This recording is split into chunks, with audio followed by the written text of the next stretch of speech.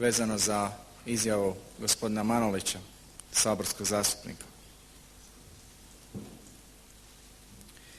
Spomenuli ste glasovanje i da je nas tu 7%, 5 saborskih zastupnika.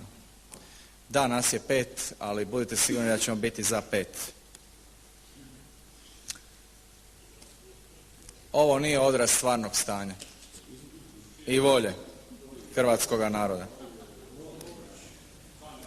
Nametnuli ste, gospodo iz vladajuće stranke, izbore i izborne zakone koji isključivo povlađuju vašoj volji. I ukinuli ste drugi izborni krug.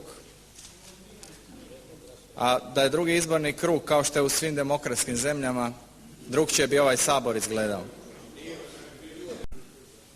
Što se tiče razbijača hrvatskog jedinstva,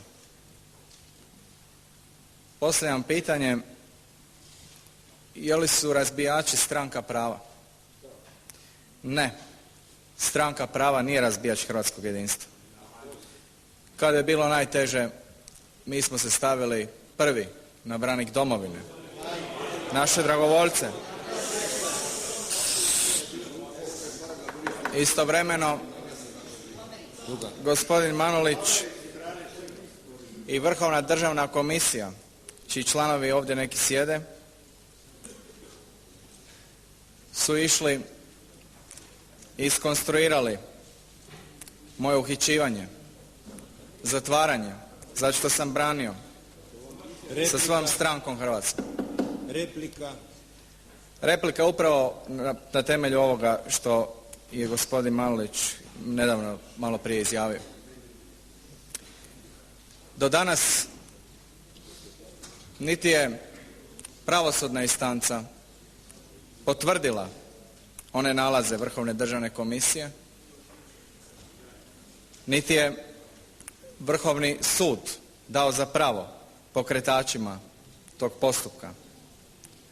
Prema tome postavljam pitanje, tko zapravo razbija hrvatsko jedinstvo?